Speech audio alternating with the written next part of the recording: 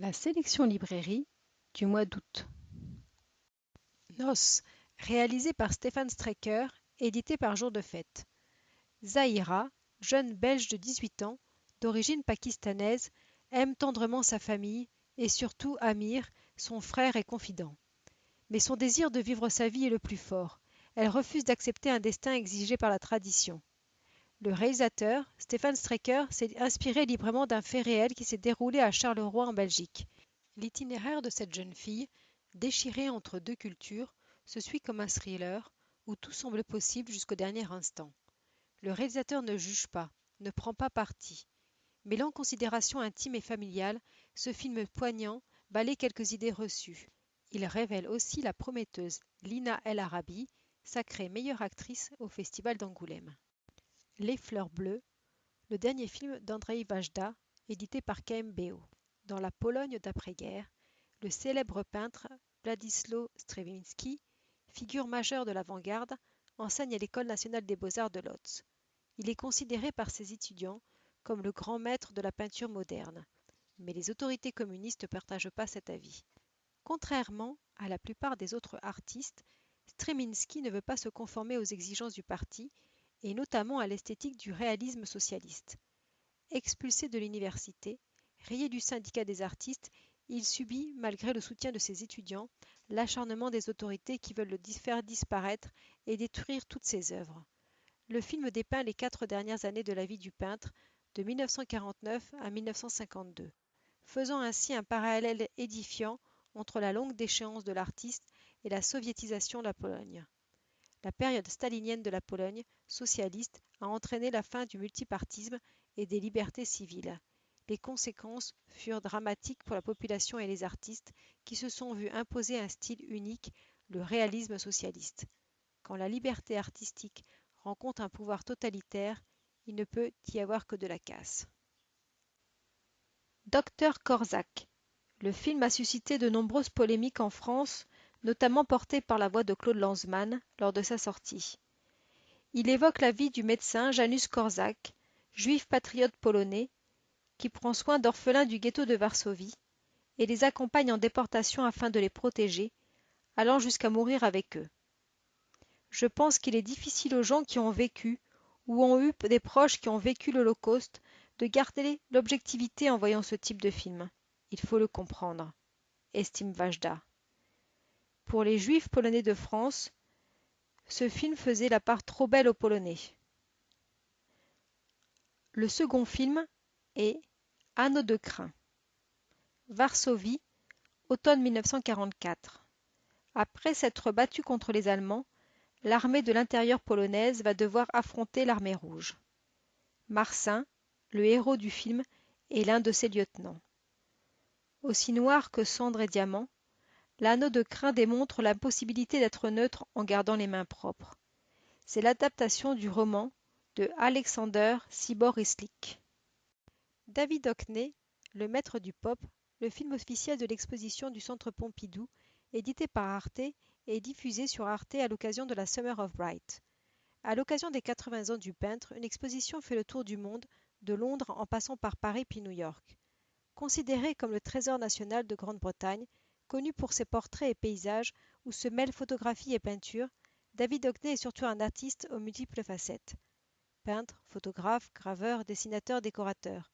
Venez découvrir l'univers de l'une des figures majeures du pop art des années 60, avec plus de 160 peintures, photographies, gravures, installations vidéo, dessins, ouvrages, incluant les tableaux les plus célèbres de l'artiste tels que les piscines, les doubles portraits ou encore les paysages monumentaux. L'exposition restitue l'intégralité du parcours artistique de David Hockney jusqu'à ses œuvres les plus récentes. 10 maîtresses de Jean-Paul Julian, édité par Z. Conte pour enfants destiné aussi aux adultes. 10 maîtresses racontent une belle histoire. Une école maternelle. Premier jour de l'année scolaire, la porte de classe se referme. Les parents confient leurs enfants pour la première fois à d'autres personnes. La caméra, elle, a le droit de rester. Comme une petite souris, elle accompagne ses bambins, leur maîtresse, l'assistante maternelle, une année durant. Volontairement placée à la hauteur des enfants, elle révèle, de l'intérieur, un monde inconnu, l'école. Sur un léger fond social, 10 maîtresses dévoilent l'apprentissage à travers des joies, des pleurs et des relations avec les autres. Pat et Matt sont de retour pour de nouvelles aventures. Édité par Arte. Retrouvez nos deux bricolos, encore plus marteaux, dans 5 nouveaux courts-métrages. Pat et Matt reviennent, s'inventant une drôle de partie d'échecs, cherchant à faire rentrer un cactus dans leur maison, à faire rouler leur vélo d'appartement sur les chemins alentours, essayant de changer le carrelage de leur salle de bain ou de presser des oranges. Les catastrophes ne sont jamais très loin. Tous ces courts-métrages ont un point commun, le détournement absurde mais réjouissant des divers ustensiles ou outils par de joyeux lurons au courage communicatif. Mon tonton, ce tatoueur tatoué, réalisé par Carla Forbenstein et édité chez Arte dans la collection Junior. Ce moyen-métrage d'animation est un enchantement. Avec ses personnages hauts en couleur, ce film en 2D séduit grâce à ses qualités d'écriture et d'animation sur le thème de la famille dite normale. Ainsi, la petite Mage, qui vit avec son oncle tatoueur, et tatouée donc, part avec lui sur les routes à la recherche de parents idéaux. Diverses rencontres, dont une femme clown, son fils magicien et un tigre maladroit, vont prouver au tandem qu'il est finalement très équilibré. Ce conte sympa, peuplé de lucioles magiques, de tigres, de motards et de moucherons grognons, fera rêver les très jeunes spectateurs. Nocturna, la nuit magique, de Victor Maldonado et Adria Garcia, édité par Rimini. Un scénario totalement original qui dépeint l'univers de la nuit avec une inventivité des plus bluffantes. Tout en s'inspirant des divers récits créés par Tim Burton et Hayao Miyazaki, les réalisateurs scénaristes suivent le parcours d'un garçonnet qui va découvrir que les chats sont des animaux qui errent la nuit dans le seul but de faire dormir les enfants. Que de drôles créatures, de manière symphonique qui usent du vent, des branches contre les volets et du grincement des gouttières afin de donner vie à la nuit. Qu'une sorte de fafa des farceurs est à l'origine des petites fuites au lit, que des ébouriffeuses, le penchant féminin d'Édouard aux mains d'argent, travaillent dur pour vous offrir vos tignasses du matin. Des exemples long métrages en regorge, mais ça serait gâcher la surprise devant tant d'imagination. Un univers récréatif qui n'oublie pas de donner une petite leçon de vie à tous les jeunes spectateurs.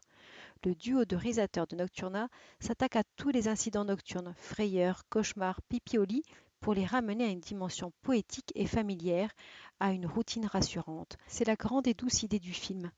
Ainsi apprivoisée, la nuit devient une alliée, un refuge, idéal pour apaiser les terreurs nocturnes et stimuler les rêves.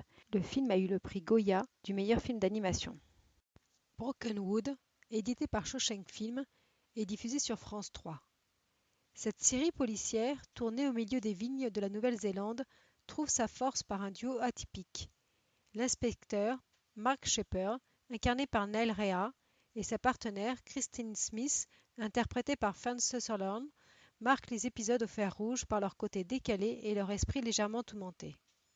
Alors que l'inspecteur Mark Sheppard est envoyé d'Auckland à Brokenwood, une petite ville, pour enquêter sur la mort étrange d'un fermier découvert par des pêcheurs, son entourage le surprend à parler aux cadavres pour tenter d'élucider le mystère. Une excellente série policière néo-zélandaise, chaque enquête est indépendante, chaque épisode est pertinent, une série proche de Broadchurch ou Wallander.